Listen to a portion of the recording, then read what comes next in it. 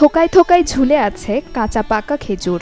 দেশের মাটিতে মরিয়ম, আজোয়া সহ প্রায় ১০ জাতের সৌদি খেজুর চাষ করছেন জয়পুরহাটের কৃষক সাইফুল ইসলাম। ৩ বছর আগে প্রায় ২.৫ বিঘা জমিতে ৪৫০টি সৌদি আরবের খেজুর গাছের চারা লাগান। অনুপ্রাণিত হন ইউটিউব ভিডিও দেখে। ভবিষ্যতে বাগান থেকে ভালো লাভের আশা করছেন এই উদ্যোক্তা।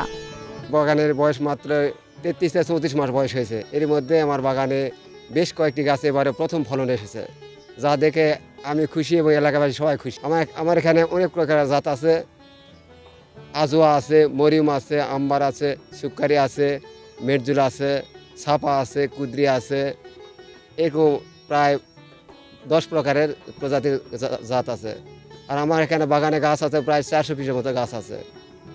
আর চারা আছে আমার 3 বছর চারা আছে, 2 বছরের, 1.5 বছর চারা আছে। এগুলো চারা আমি বিভিন্ন রেটে বিক্রি করে থাকি।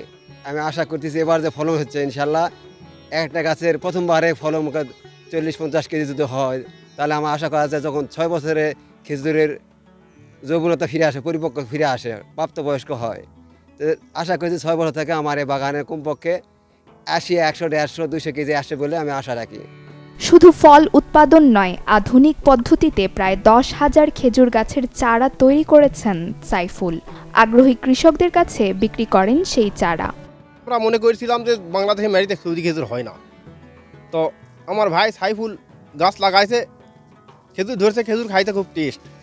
তো নিয়ত করছি আমরাও সামনের বছর এরকম একটা বাগান করবো আর কি। এই সাফল্যে হাত বাড়িয়েছে স্থানীয় কৃষি প্রশাসন অধিদপ্তর, দিচ্ছেন নানা পরামর্শ। আক্কিলপুর উপজেলার একজন কৃষি উদ্যোক্তা মোহাম্মদ সাইফুল ইসলাম এই আরবি খেজুরের বাগান করেছেন। তার বাগানে এই বছর ফল এসেছে। আমরা তার বাগানের সার্বিক সহযোগিতা করছি এবং পরামর্শ দিচ্ছি, এবং পাশাপাশি আমরা পর্যবেক্ষণ করছি যে আরবি খেজুর তার বাগানে উৎপাদন করে লাভজনক হয় কিনা। যদি আমরা আশানুরূপ ফল পাই, তাহলে আমরা এই আরবি খেজুর আমাদের পুরো উপজেলায় চাষাবাদের সম্প্রসারণের জন্য ব্যবস্থা গ্রহণ করব। জেলার প্রথম সৌদি আরবের খেজুর চাষের সফলতা বদলে দিতে পারে এই এলাকার কৃষিচিত্র। Desk report, channel 24।